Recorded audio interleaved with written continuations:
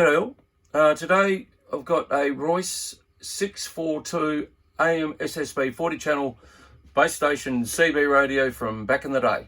So these radios were made between 1976 and 1979 if my searching on Google is correct. These were neither a Uniden board or a Cybernet board. They're a slightly different board.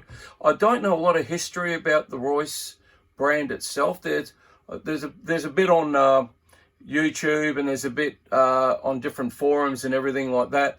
I haven't really drilled down too hard to find out the exact origins and the history of the Royce CB radio manufacturer as such, but all I can say is they made some bloody good radios, and this is the pinnacle. And anyone that knows anything about CBs will know that this is one of the best CB radio base stations you can buy.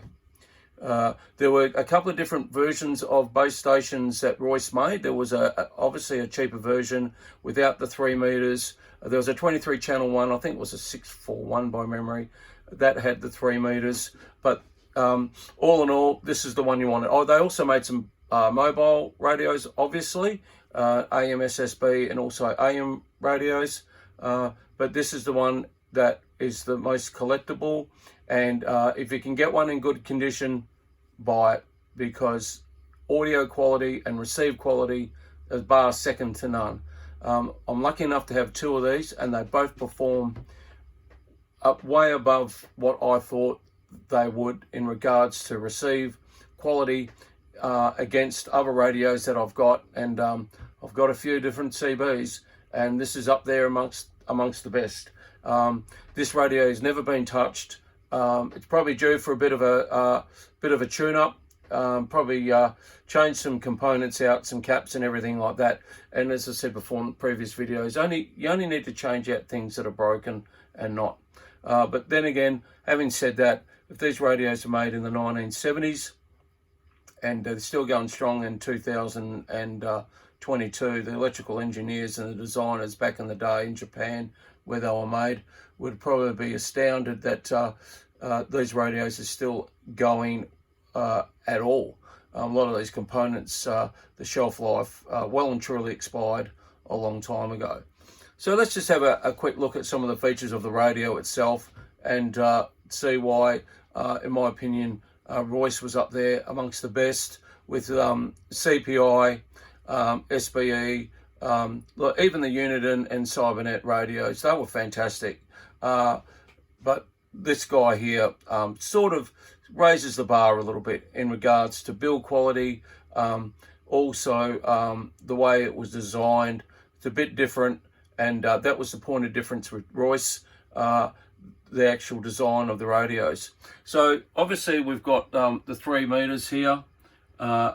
We've got the signal, you've got the calibration for SWR, and then you've got the SWR meter as a separate meter. Hopefully I know the glare is a bit of a bummer there. I do apologise for it.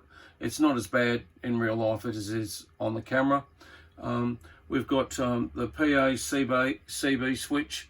Yep, everyone needed to have a PA public address system on a home-based CB radio for whatever reason. You've got the noise blanker, you've got the automatic noise limiter, and also you've got the AGC, which is really handy actually for a CB radio. That's usually, I don't know the actual speed of it. That's actually one of the features on a lot of ham radios even today. Okay, so we got the 3 meters. Also, we got the mode there. We got the transmit AM USB LSB. It's in lower sideband mode. Also, we've got the bright dim feature, and also we've got the old clock radio that a lot of base stations had. And yeah, for whatever reason, people may have wanted to wake up to their favourite CB station at 6 o'clock in the morning. I couldn't think of anything worse, but that's what people did back in the day. Here's the old clock here. This is an American version. Sorry, just trying to keep the camera there still. So it's 117 volt, and they also ran off 13.8 volt, which is really handy as well. I haven't checked the 13.8 volt feature on this radio to see if the clock will work on 13.8 volts. So a lot of the Uniden radios, when you plug them in at 13.8, they will not work. Also in America, they run a 50 hertz system.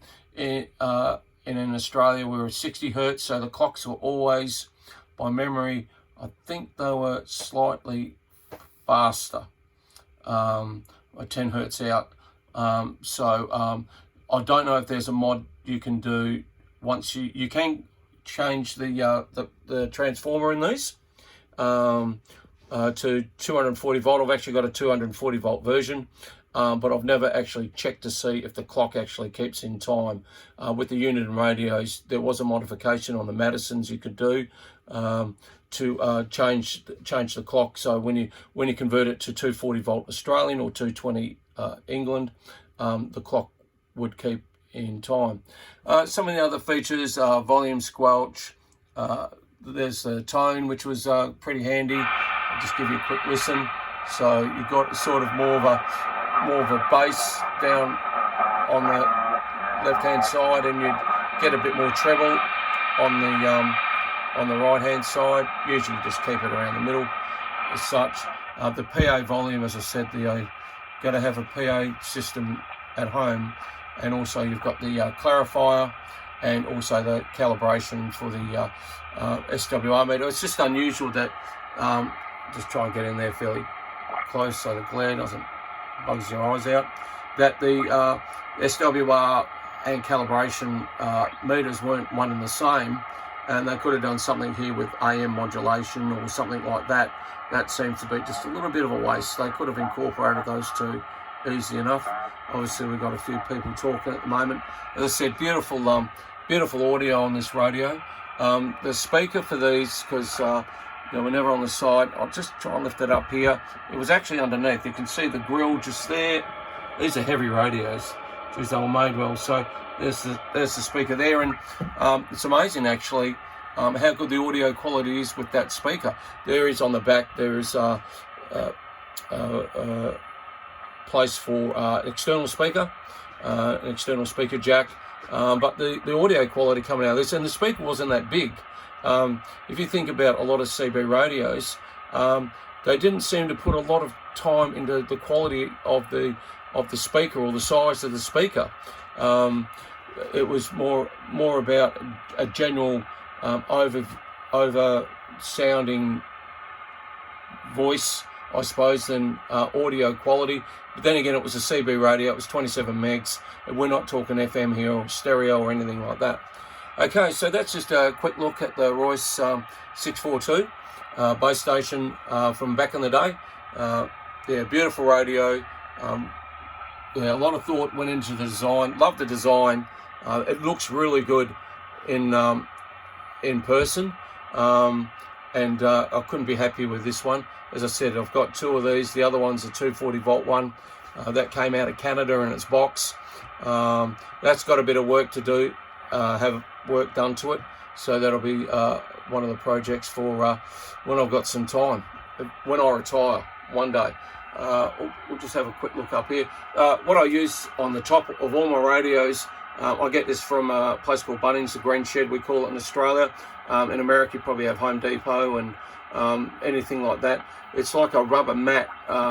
It's got holes in it, really cheap to buy, and I'll put that on the top of all my radios. This is just a piece that I grab, but usually I cut them to all size, so they just protect everything. So you can put other stuff on there. Sometimes we're a bit limited for space, so if I want to put another radio on top, or I want to put a desk mic or whatever it wants to be, even the remote for the air conditioner heater, I can chuck it on there, and I won't damage anything.